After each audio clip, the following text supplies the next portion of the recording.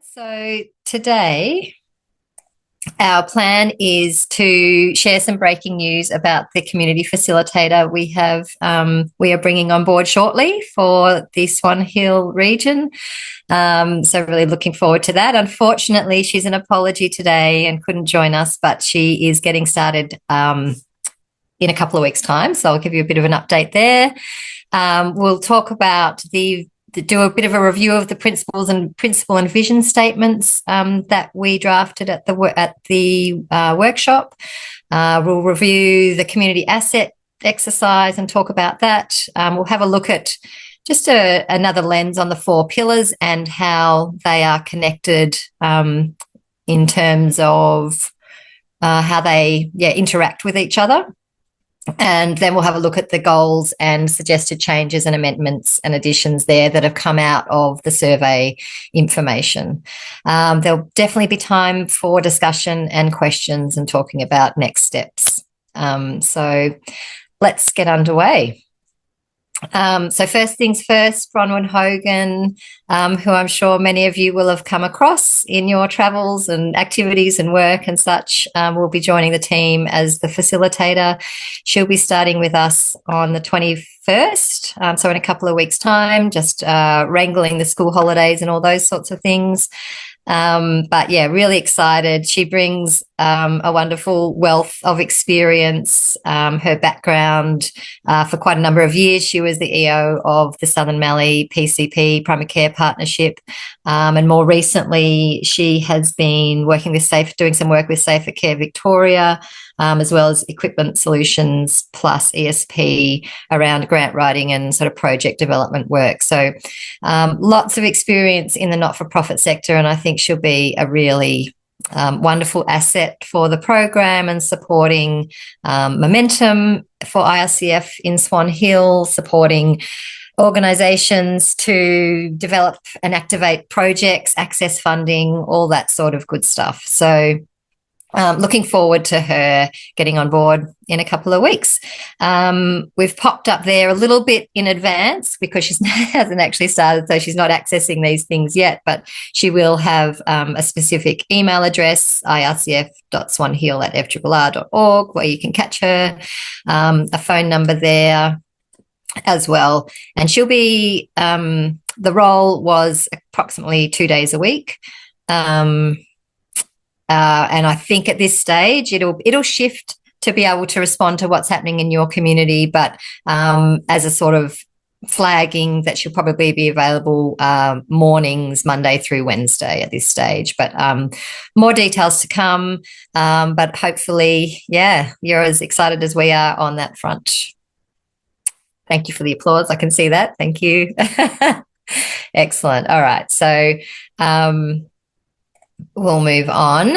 All right. So we've had our feedback form survey open for the last couple of weeks on the back of sharing the draft roadmap. Have to say there's been a real range of responses, but I guess the kind of top headline figures are that we received 21 responses to the survey, which, that's actually about a third of organisations that participated in the roadmap workshop or people. Yeah. So I think that's pretty nice response. And of that, broadly, 84%, there was rankings of either 4 or 5 out of either agree or strongly agree in terms of the questions that we posed through the survey that worked through each of the elements around the vision and the principle and each of the goal areas. So overall, I think, we've made a good start, but what we also heard is that also there's some gaps and opportunities to refine things a little bit, which that's totally fine, and we would expect that to be the case. Can you jump to the next slide, Emily? So just broadly, just to set the tone, a few of the comments. So, from very exciting to see what we are aiming to do for our community. This is a great start. The whole process will evolve as we go along. Communication and collaboration is key to the development and standard of the plan. So glad that that understanding is certainly there. But the day was well delivered. Very much acknowledged that in the afternoon time slot was tricky for some people, and I think that our reflection at FRRR2 was that having the workshop in the afternoon was not ideal. So going forwards, we'll certainly make an effort to not do that and look for a time that suits the sort of brain power to capture it the early part of the day. I feel that there is not enough indication in the roadmap to show inclusion of the outlying towns. So that was certainly a theme, and I'm keen to address that as we go along today. And there's some nice comments and ideas about how we might do that. This will be a baseline for the project and will be expanded on, which is exciting. At this stage, the goals seem quite broad and come across a little generic. That's reasonable. So as you can see, a range of, this has landed really well too. I think we've got a little bit of space to refine and develop. Thanks, Emily. So in terms of our presentation, I thought the best way, and this worked well yesterday when we were connecting with the Maryborough community, is just to work through the feedback and the suggestions that we've consolidated based on that, and then we can open up for discussion and revert back to the slides as we need to. So if you bear with me, I'll work through those things and then we can dive in and comments, questions, all that sort of stuff. So for the shared vision, that landed really well. So 95% of people agreed or strongly agreed that that was a good reflection of how we would like to work together as a community. There was a couple of small suggestions around so the sustainable statement. So we're suggesting that we add our activities are well planned, coordinated, and embedded in our community. I think that was really wanting to amplify sustainability of activities that are happening through the program and making sure that they're really well planned and coordinated in that respect, and that they're embedded for the long term. Under the nurturing statement, there was someone shared and reminded us of a comment that came out of the initial EOI process that said, if we focus on helping the most vulnerable members of the community, that lifts everything. And the sense that we sort of capture that within this statement. So a couple of suggestions under the nurturing. We felt that that sort of sits within that nurturing element, that we add in there the community members, so people feel supported, and in turn that all our activities flourish. So that element there, and also our organisations actively nurture the physical and mental health and wellbeing of our staff, volunteers and community members, so people feel supported, and in turn all our activities flourish. So I think it's bringing that together, calling out a little bit more specifically physical, mental health and wellbeing, which has been a strong theme of importance throughout the engagement that we've had. There was some commentary around being open to new ideas and opportunities to upskill to stay relevant. So important that we add, there's an opportunity to do that through the program, and being relevant is something. Where's that pillar? Our organisations are reflective, adaptive and open to new ideas to stay relevant and keep improving for the future of our community. So incorporating opportunities to upskill in there to stay relevant, and acknowledging that, some organisations have been around for a really long time, and there's opportunity to adapt and evolve to be more current and relevant. And that's something that we can keep mindful of through the program.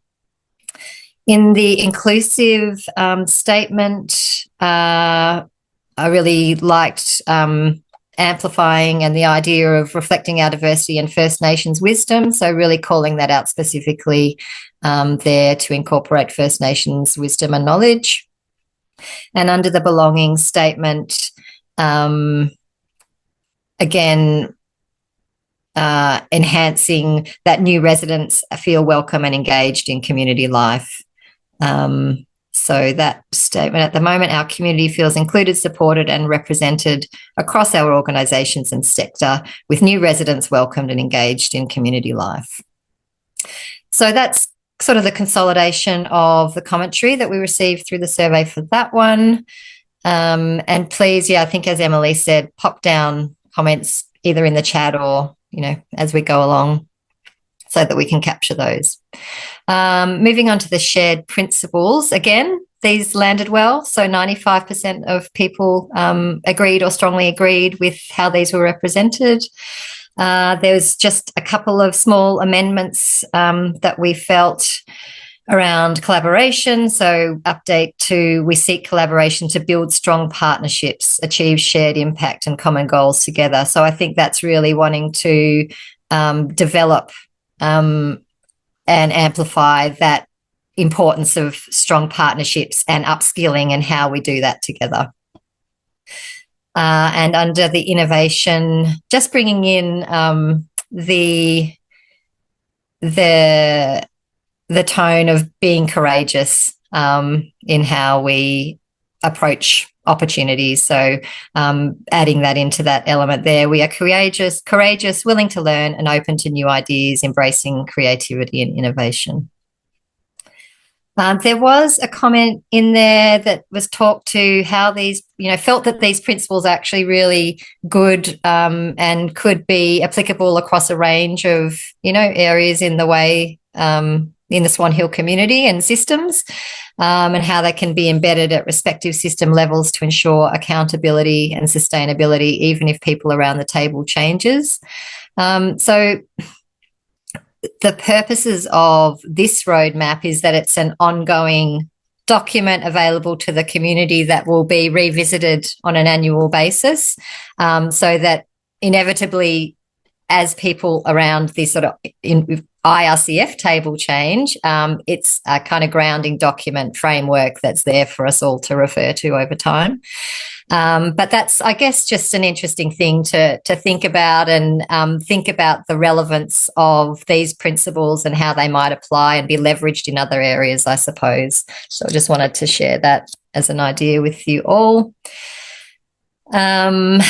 Moving on to the community assets exercise. So it's been interesting, this exercise across our partner communities, and the intention of this was not to be creating an exhaustive and full list of all the many wonderful community assets you already have in your community, but to really just make it visible that, we're actually starting right up here with all these wonderful things already. And this is how they might apply to each of the 4 pillars that we've discussed. So, it does kind of look like, okay, there's a lot of organisations and they're sort of dumped into a bit of a bucket. And there was a real theme in the survey that talked about, actually, this is quite useful and maybe we could use this in an ongoing way with a little bit more structure applied to it, perhaps by introducing some themes or subheadings that might help sort the information and the way we think about it a little better, and to use this as a tool in terms of, project planning and how the activities might evolve, what we can leverage in certain areas. And so our initial intention was, this is an exercise to just sort of help visualize what's there and think about what we can start leveraging. But actually, maybe this might be worthwhile developing into an ongoing tool with a little bit more structure around it. So where we kind of got to with that is maybe there's an opportunity if there's energy around that, and that feels like something that actually would be useful. And I think, that was also something that was picked up in the expression of interest for that you prepared for your community around community asset mapping. So that this could actually become something that we put in as a goal around perhaps the efficiencies pillar as a way of kind of that collaborative thinking. So we'll loop back to that later, but sort of placing that as an idea. Yeah, wanted to talk a little bit about the 4 pillars, and when we presented them, and as we've been sort of engaging with you and talking about the pillars as sort of the framework for building capacity for the not-for-profit sector, they probably felt quite separate. So people, systems, strategy, efficiencies, and just wanted to reinforce, and this is going to become more apparent as, you know, we begin to apply for funding and activate projects, is that they are also interconnected very much. And, you know, an activity that falls under the people pillar in terms of a goal will actually translate into affecting potentially the systems areas and efficiencies and strategy and so on. So just want to give you another lens of thinking about, you know, it's useful as a framework to organise our ideas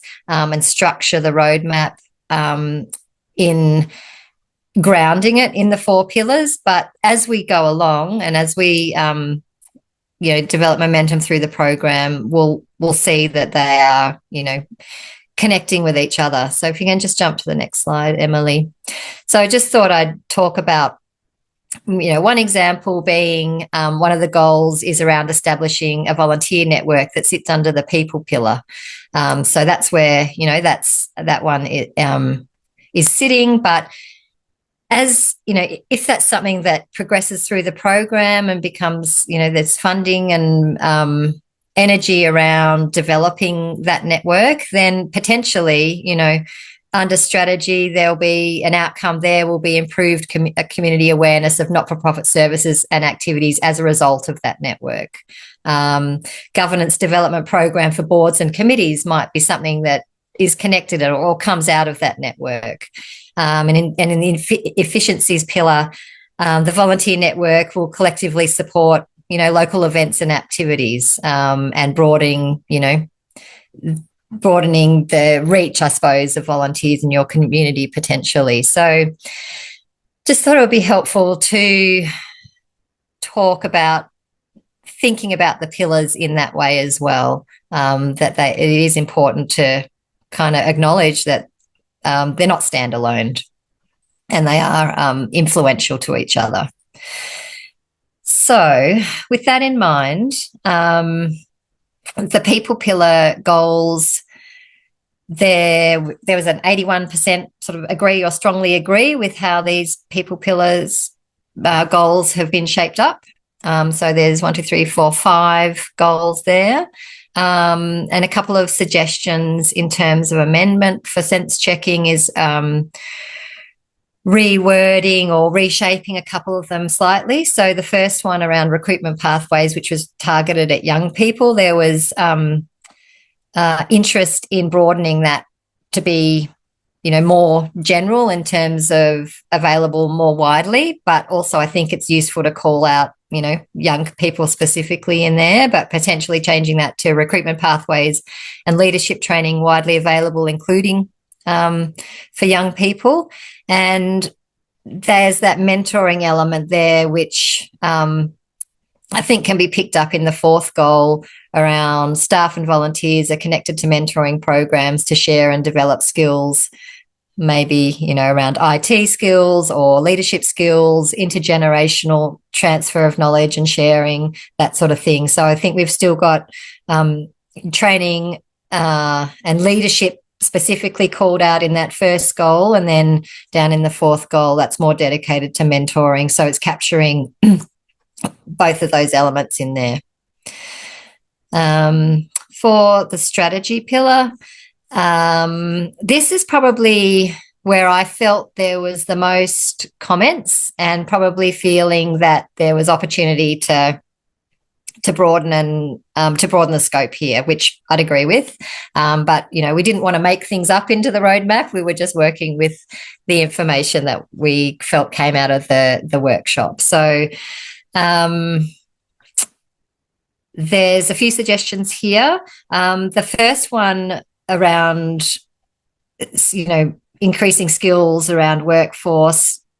Clearly, that didn't land well in the way that it's represented there. So suggesting that that is reworded to be organisations have strong leadership, skilled staff and volunteers supported by existing local assets. So I think there was a bit of misunderstanding around what workforce is, and that's sense checking here, but the workforce is all the people involved in not-for-profit organisations is the way that I understand that. So if we talk about not-for-profit organisations have strong leadership, skilled staff and volunteers, and that the strategy is around really leveraging existing local assets to do that, then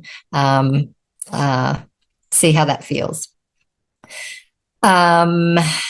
There was a suggestion or commentary around not enough specificity around young people represented in the roadmap. So a suggestion is that we include a goal that says young people are involved in all aspects of local organisation and their impact profiled to really represent the importance of their role and potential roles that they can play, and making sure that there's an awareness of that in the community.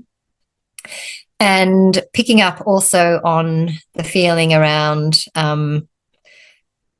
the plan perhaps being too Swan Hill centric. So organisations in surrounding Shire towns are engaged and connected with Swan Hill based organisations. This is one actually that I kind of pulled out of the Maryborough roadmap, and it's something that we found there. But reading through the survey comments and such, I felt that it just kept coming back to mind for me, and I felt, well, maybe that would actually sit well here as well.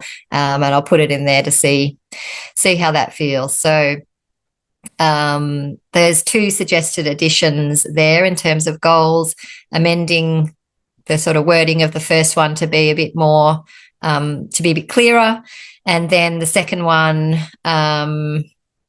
just responding to an interest in profiling and raising awareness. So improve community awareness and profiling of not-for-profit services, and harnessing, local media channels, and to see that sort of amplifying services, activities, access, collective impact and such.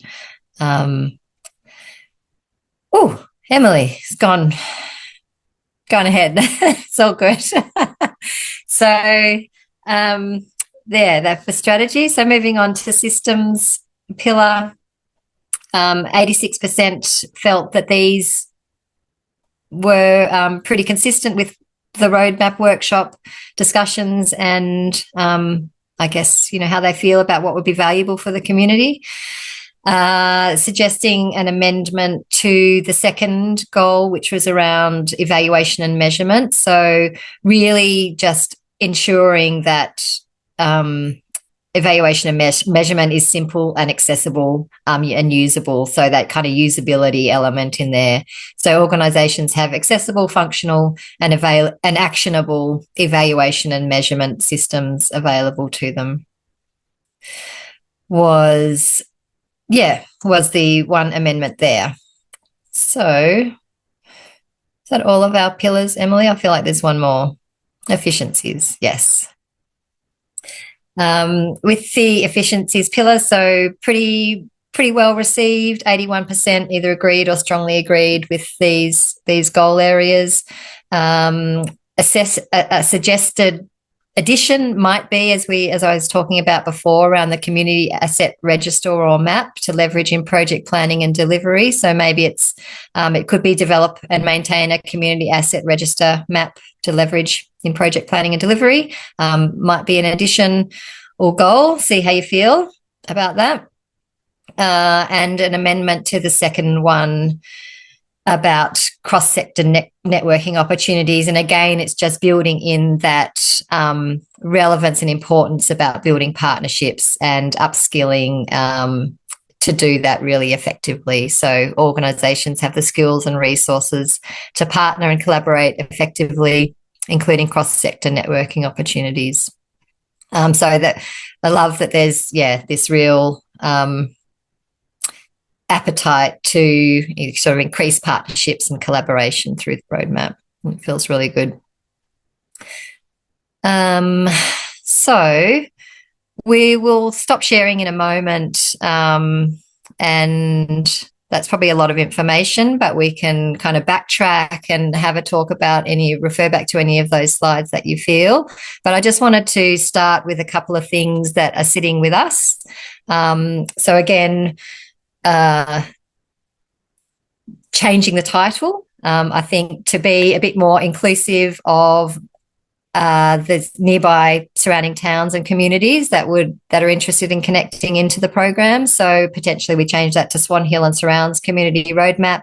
And I think we've picked up on a couple of elements, other ways there to add through the goals and such that also pick up on that. And I also feel like we need to tweak some of the language in the roadmap itself around the profile sort of summary and so on that makes that really specific. So I think that's probably important to do. Just the notion, too broad and some gaps. So wanting to put back to you, how do some of those additional suggestions feel? And another comment that came through and a couple of times through the survey was actually, if we're not quite there with the roadmap in some of the goal areas, maybe some of the pillars feel comfortable and good and appropriate as a good, baseline to get going with projects and start looking at funding opportunities. But maybe there's some that aren't quite there yet. And if that's the case, where maybe we need to do some more work, and that's okay. So there was a suggestion that there could be a working group opportunity to further refine and develop some of the goal areas, and then potentially, collaboratively activate projects as that happens.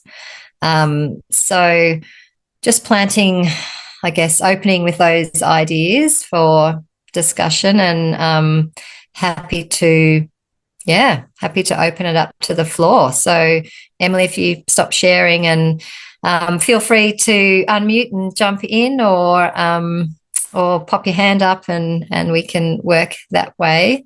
I don't think were there any comments in the chat? Nothing in the chat. Yeah. Nothing in the chat? Okay, great.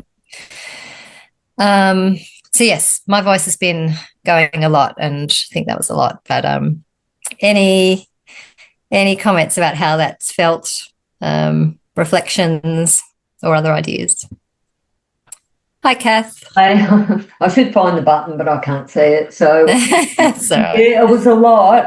And look, I'm always pretty transparent. In my feedback, I really was concerned about. It felt like the surrounding areas were left out. So I'm a huge supporter of the idea of having surrounds in the document, everything we do, because it's just not Swan Hill, it's everywhere in between as well.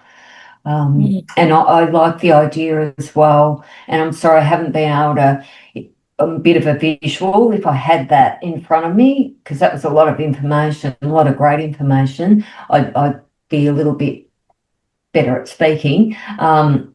We could pop up any slides if it's helpful to go back to some. The whole idea of having groups, because I think this is a lot of work, and I think that the more that we can support Bronwyn in her role, the better. And so some sort of working groups, I think, is a great idea, because we all have different expertise, we all have different areas of interest and passion. So yeah, that's my only comment. Yeah, thanks, Kath. Just to give some context around, how we framed community, and I'm glad that we're sort of getting to a place that we feel more comfortable with. We've always tried very hard as we've engaged with Swan Hill to allow your community to identify what it looks like. And, we've kind of used the language around welcoming nearby towns who are connected to Swan Hill through services and other means and so on. We've also got in the back of our mind that we want the impact of the program and the scope of the resourcing available to be meaningful and impactful. So that's why we intentionally didn't frame the program as, Swan Hill LGA, for example. We've got a 2-day-a-week facilitator. We've got a finite amount of funding available to contribute to activities. So, it's just a bit of a balancing act, and it's certainly leaning on you guys to advise us about, what fits well and how, as a community, you operate. And so I think it's been, it's really appreciated the feedback that we need to kind of change the language to make things feel more inclusive and comfortable. Yeah. So we'll certainly do that. Rachel, you look like you're trying to unmute. There you go. Just finding the mute button. Thanks, Jo. Look, I think everything you've pulled together in a really short time frame is amazing, and you've begun to capture the heart of who we are and what we're doing. And the afternoon time slot was tricky. I think what you've captured and reflected here is what we gave you, absolutely. So you haven't done us an injustice in any way, but I think personally I was running out of energy and momentum, and that really tricky goal setting part of the session at the end of the day, I don't think I certainly didn't do justice to, and others might feel the same or they might not, but it's such a gift to our community that it would be a shame to not get this foundational piece right. Now, I recognise that there'll be groups within the community that might feel like they're sort of shovel ready and have got something that's really applicable and ready to fund, and so I would hate to see anything like that held back. But equally, if we're going to do justice to the needs of our community, it's probably worth digging in a little bit more.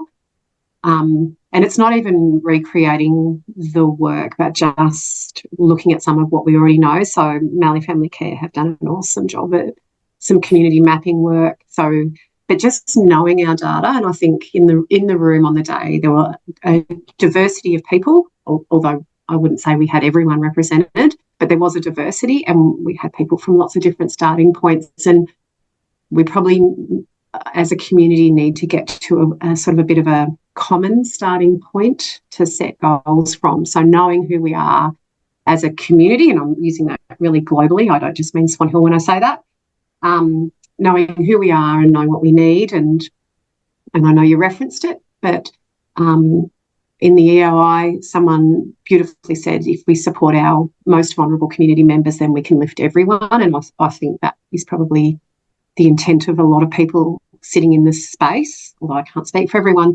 And the working group and advisory group idea, I think Bronwyn's got a huge piece of work to do. So if she had a core advisory group, and then for each of the pillars there was a really targeted working group that people self-nominated onto, then we can be working a little bit more strategically as a community to do justice to the opportunity that funding is. So I feel like there's a governance piece of work that sort of probably needs to happen really early on.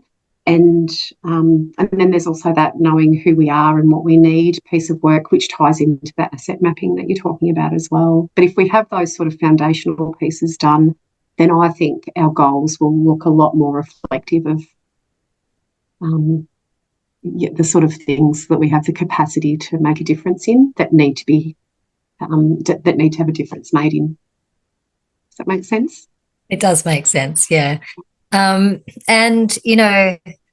the intent of IRCF is that it happens at the pace of community. So if we need to spend some more time getting this piece right, which is kind of the foundation, this is essentially, we're creating the guidelines for the funding here, really, because any funding that is awarded through the program will need to relate to the goals in the roadmap. So, we can, it's, up to us to work out, when we're comfortable, to then move on to that next phase of, funding. So, I'm happy to work with Bronwyn. It'd be great to get her on board to maybe do a little bit more collaborative thinking around, around getting the pillars to a place where we, feel that they're a good starting point. Also acknowledging that, this is year one. We don't have to get everything right in year one. And we'll be reviewing the roadmap on an annual basis. And, hopefully, as we start to be able to identify the activities and projects that are underway that are aligned to each of those pillars, there'll be, more momentum and it'll continue to evolve. So whilst I want to make sure that there's time that to get the roadmap right, I also don't want to kind of create a roadblock that we need too much consensus to be able to move forwards as well. So maybe might be helpful to put some timelines around that or something, but build in another iteration of how do we do that with our community facilitator on board. Yeah, absolutely. And I'm only one voice, so I really want other people to jump in now and comment. But it could easily be that some of our initial goals in that roadmap are some of those things I just mentioned, like getting our governance structure right and, gathering together those really core pieces of community voice that can inform that, and knowing who we are and setting some really unified vision for, and then obviously the sort of measurements that would sit around that as well. So I don't want to slow the process down, but I would hate for us just to be scattergun and not get the full benefit of the gift that the FRRR support is. Yeah. So I agree. I think there's a balance here of finding, the middle ground there. Yeah, absolutely. I'm going to mute myself. Thank you. Yeah, hi, Kath, and I'm not sure who's... Courtney. Courtney. Courtney. Yeah, thanks. Melly Family Care, she, her. I just wanted to say well done, Rachel. That's probably a lot of people's thoughts, and I think you've just nailed it there. And I had written not recreating the wheel, and I was wondering, coming from a strength-based kind of approach, like when we look at the pillars, like is there a way we can have a document and document the great stuff that's already happening, like all the work that we're already doing that relates to those pillars, and then branch off that where there's gaps, rather than recreating the wheel? Because and then people can see, because there's people, like you said, there's many people from different walks of life that attended this meeting from different places around community. They may not be aware of what's already happening. So can we look at those pillars and celebrate the stuff that is already happening, and then possible branches off that, or ways we can do things better, or there might be great things that are already happening, but it's not sustainable, and how do we support that? Because I think there's already a lot of great stuff that I wouldn't know a lot of stuff that's going on as well, let alone someone that's sitting out at the Warringah District Progress Association. I don't know. I just like to come from a strength-based approach and look at what we're already sort of doing, and not recreating wheel. I don't know what I'm saying, but it's in my head.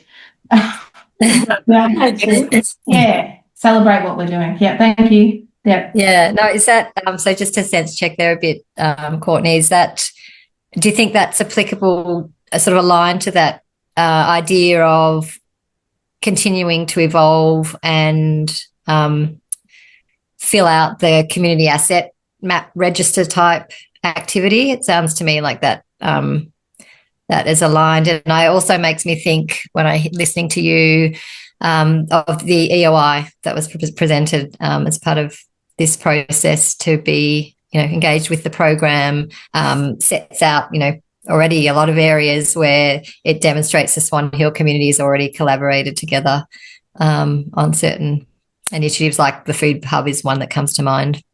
But there's a whole range of things that were listed in there.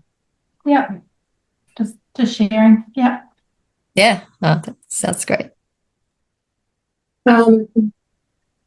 Just echoing what everybody else said. I mean, it's amazing you've pulled all that information together so cohesively in that one document, because there was a lot going on that day. And I do think there's some missing that might have been lost when we lost a bit of focus in the afternoon. But also I think just being aware that we don't want to do all the background work with governance and have that take a long time before we actually start doing actions.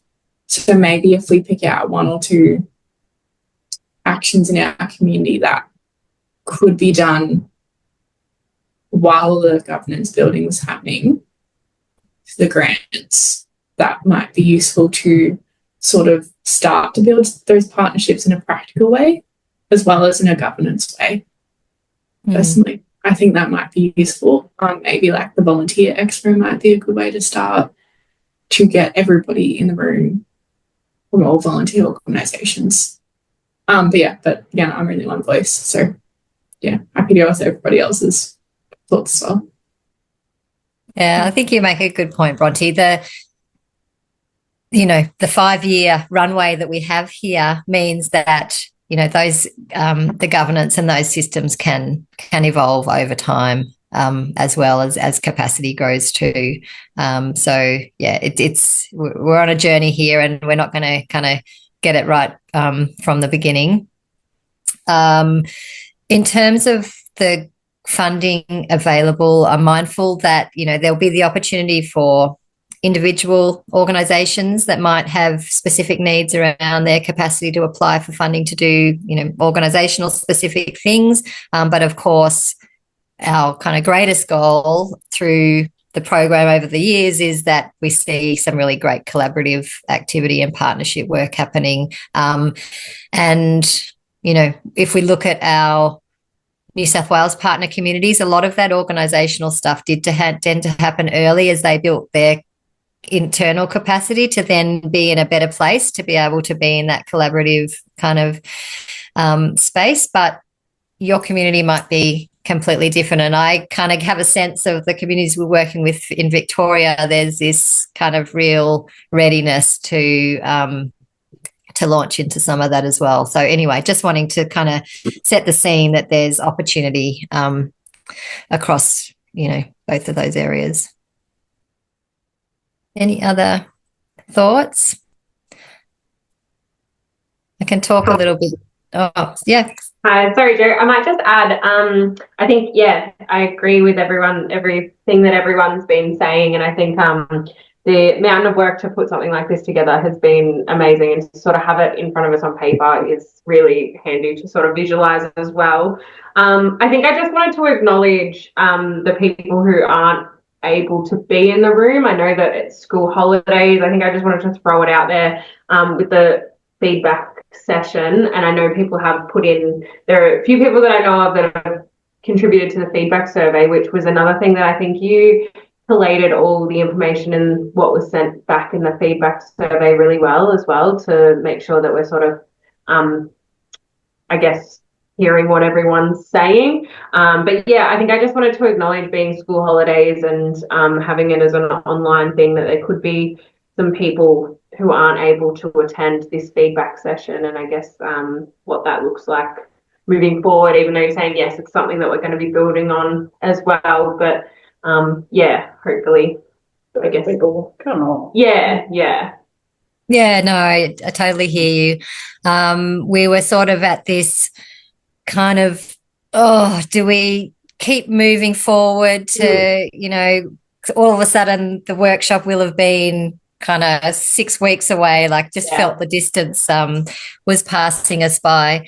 So yeah, unfortunately, these things never suit everybody. And am mindful of holidays. We will be, as I said, sharing this this recording so people can listen in. We'll keep the feedback lines open for another couple of weeks to make sure that people have time to kind of digest this, as well as offer any more commentary back. In the meantime, we can probably just do a kind of version 2 draft of the sorts of suggestions that we've made here, so that it's maybe a bit easier to digest. And then, of course, once Bronwyn comes on board, which is at the, beginning of school term, all that goes back, there'll be some kind of more connection point there as well. And, I would see her kind of first time part of the time in the role as receiving more feedback about what this looks like. Yeah. And I think, Jo, one of her important roles will be to sort of frame up some easily digestible points, if you like, so that everybody in the community understands what the project's about. I think we've got different levels of understanding at the moment, and that was very obvious at the community road mapping workshop, where we have volunteers, you know, that are fantastic volunteers, but then we have organisations that are very much at the strategic level. So it's a matter of trying to get the message very clear what the projects are actually about, what the vision of the project is, if you know what I mean, so that everyone can understand it. I think there's some differences in understanding of what the project's about. So what do you see that what format do you think that would be useful in? Like, is that a attachment to the roadmap? Is that just a summary email that comes with the roadmap when we share it again? I think it just could be a one-pager, clearly articulating, you know, for everybody, for Joe, you know, Mr. Joe Blow, who's a volunteer at the men's woodworking, to, someone who's in the organisation at the health service, so that it clearly just boom, boom, boom. Just short, sharp. And then if they're interested, they can then delve further into what some of the documentation is. That's just my opinion coming from a community member that, that acknowledges that there's people down here and people up here that understand community development. And that's what we're talking about here, you know, grassroots, collective impact, community development, which you've got to start at the grassroots too, so people understand what the end goal is. Yeah, of course. And that's a good point about the workshop, is we had hoped that we'd done a lot of information sharing and that more people were going to turn up kind of familiar and ready, and there was probably an imbalance there. So that was part of the challenge probably, but that's okay. We can keep working at that. I think you've got it outlined in your points, what are they, the shared vision and stuff, really well, I think, with the inclusivity and what that looks like. So great. We've got a few minutes left, but you know, if anyone wants to stay on and chat, Emily and I can hang on after 1 o'clock. But how else can I? Any other comments? So we've got one final slide to talk about just next steps from here. Oh, yep. Hi. And it's Kate from Neighbourhood House. I can't wait to see what we do with courage. Courage. Won't that be great? And as we've discussed, less restrictions than some opportunities we come across. So I'm all about courage and trying some new things and doing something, different or unique for Swan Hill and the area. So I'm excited for that. Thanks, Kate. Love it. I'm Joelle from represent the Swan Hill Harmony Day Committee, and so we met for the first time. So I'm new. That's my first meeting, but thanks, Kath. She's been sharing every document and everything in the past few months. And so we met for the first time last week, and to start planning for 2026, our big community art project. And part of our brief of what we want to achieve was around, I've got it in front of me, working across municipalities and outside of Swan Hill, start conversation about diversity, inclusion, engaging the younger community through schools, space for expression, learning new things, respect, tolerance, and belonging, creating a sense of belonging. So I can see now how what we're already we have a framework, I guess, to help us for our next step as well. So the vision and statement, that was good to kind of we're in the right way, that it's something that we can use to help our community forward. So that's, for me, that was quite, I did like reading those and having any resources to go back and reflect on how that impacts us in our next step is great. Yeah, thanks, Joelle. appreciate the comments, and I'm glad that lots of that seems to have resonated and is aligned to, where your organisation's going. All right, so I think this is kind of evolving as we've been chatting, but essentially we'll update, I think, maybe a version 2 of the draft to circulate and consider further refinements or development of those, and once we have Bronwyn on board, we'll have a think about with her what that might look like, acknowledging and mindful of balancing, not having to get it perfect, but perhaps spending some more time on it feels like the right thing to do. Once we do land on that initial version, we'll obviously circulate that. That'll also be placed up on the FRRR website on the IRCF webpage. I guess, we're close, but not quite there. But, it's a good time to start thinking about potential projects and what that might look like in the first instance. What I can tell you, we don't have the guidelines, and I think they're probably a bit premature yet in terms of where Swan Hill are at and with the roadmap. But what you will need to do is liaise with Bronwyn in the first instance with your project ideas to support connection to the roadmap, to support just preparing a funding ready application. And, so we'd like to see, kind of feel like all projects that progress into an actual application are going to, successfully work through that process. So in terms of the funding piece, that'll sort of flow on from a little bit of more work onto the roadmap, and for that to be available side by side so you can work on those things together. So it'll be, in the next few weeks as we're working in the back end too. I'd hope to have this done by now, but it's been quite a lot of wrangling across each of the communities to get to this point, which I'm super excited about. Feels like we're sort of just about into the next phase of really activating this program. So, over the next few weeks, we'll finalise what so the granting procedure and opportunity looks like. Yeah.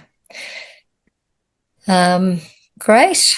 All right, we can stop sharing. As I said, it's 2 minutes to 1. So some of you may need to jump off and get on with your day. And if that's the case, please do so and go well, and really appreciate your time and investing in, get this part of the process.